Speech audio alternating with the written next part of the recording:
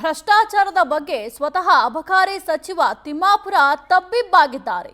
ಎಲ್ಲಾ ಮಂತ್ರಿಗಳ ಭ್ರಷ್ಟಾಚಾರ ನೋಡಿ ಏನಪ್ಪಾ ಅನ್ನಿಸ್ತಾ ಇದೆ. ಹುಬ್ಬಳ್ಳಿಯಲ್ಲಿ ಅಬಕಾರಿ ಸಚಿವ ಆರ್.ಬಿ. ತಿಮ್ಮಾಪುರ ಹೇಳಿಕೆ ಕೊಟ್ಟಿದ್ದಾರೆ. ಭ್ರಷ್ಟಾಚಾರದ ಬಗ್ಗೆ ಸ್ವತಃ ಅಬಕಾರಿ ಸಚಿವ ತಿಮ್ಮಾಪುರ ಅವರೇ ತಬ್ಬಿಬ್ಬಾಗೋಗಿದ್ದಾರೆ. ಇಷ್ಟೆಲ್ಲ ಭ್ರಷ್ಟಾಚಾರ ನಡೆದಿದ್ಯಾ ಅಂತ ಅವರೇ ತಬ್ಬಿಬ್ಬಾಗ್ಬಿಟ್ಟವ್ರೆ. ಹುಬ್ಬಳ್ಳಿಯಲ್ಲಿ ಅಬಕಾರಿ ಸಚಿವ ಆರ್.ಬಿ. ತಿಮ್ಮಾಪುರ ಹೇಳಿಕೆ ಕೊಟ್ಟಿದ್ದಾರೆ. ಪರೋಕ್ಷವಾಗಿ ಭ್ರಷ್ಟಾಚಾರ ಏನಾದರೂ ಸಚಿವರು ಒಪ್ಕೊಂಡ್ರಾ ಅಂತ ಅನ್ನಿಸ್ತಾ ಇದೆ. ಭ್ರಷ್ಟಾಚಾರ ನೋಡಿ ನನಗೂ ಇದೆಲ್ಲ ಸಾಕು ಅಂತ ಅನಿಸ್ಬಿಟ್ಟಿದೆ. ಹೀಗಾಗಿ ಹೊಸ ಯೋಜನೆ ತರಬೇಕಿದೆ ಅಂತ ತಿಮ್ಮಾಪುರ ಅವರು ಹೇಳಿಕೆ ಕೊಟ್ಟಿದ್ದಾರೆ.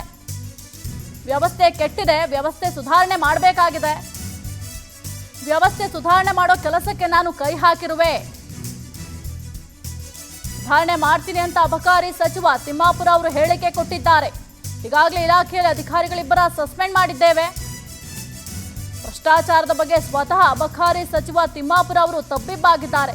ಎಲ್ಲಾ ಮಂತ್ರಿಗಳ ಭ್ರಷ್ಟಾಚಾರ ನೋಡಿ ಏನಪ್ಪಾ ಅನಿಸ್ತಾ ಇದೆ ಅಂತ ಹುಬ್ಬಳ್ಳಿಯಲ್ಲಿ ಅಬಕಾರಿ ಸಚಿವ ಆರ್.ಬಿ. ತಿಮ್ಮಾಪುರ ಅವರು ಹೇಳಿಕೆ ಕೊಟ್ಟಿದ್ದಾರೆ.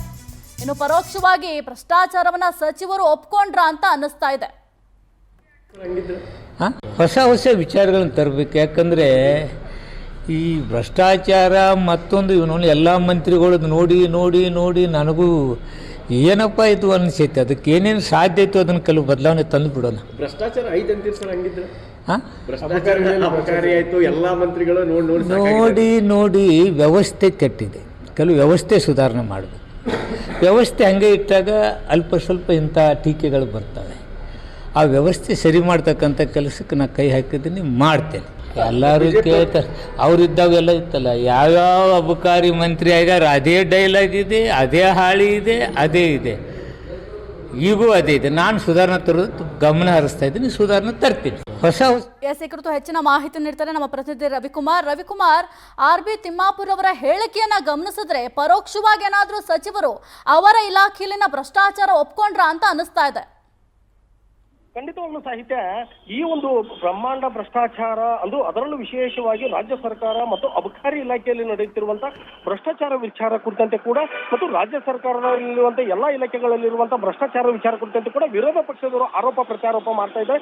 ಇವೆಲ್ಲ ವಿಚಾರಗಳ ಕುರಿತಂತೆ ಕೂಡ ಸಾಕಷ್ಟು ಪ್ರಮಾಣದಲ್ಲಿ ತನಿಖೆ ಪ್ರಕರಣಗಳು ಎಲ್ಲವೂ ನಡೀತಾ ಇವೆ. ಇವೆಲ್ಲವುಗಳ ನಡುವೆ ಸದ್ಯ ಅಬಕಾರಿ ಸಚಿವ ಆರ್.ಬಿ. ತಿಮ್ಮಾಪುರ ಅವರು ಈ ಒಂದು ಎಲ್ಲ ಮಂತ್ರಿಗಳ ಭ್ರಷ್ಟಾಚಾರವನ್ನು ನೋಡಿದ್ರೆ ನನಗೂ ಕೂಡ ಏನು ತುಂಬಾ ನೋವು ಆಗ್ತಾ ಇದೆ. ಈ ಎಲ್ಲ ಇಲಾಖೆಗಳಲ್ಲಿ ಕೂಡ ಏನು ನಡೀತಾ ಇದೆ, ಇದನ್ನು ಸುಧಾರಣೆ ಮಾಡುವುದು ಅವಶ್ಯಕತೆ ಇದೆ.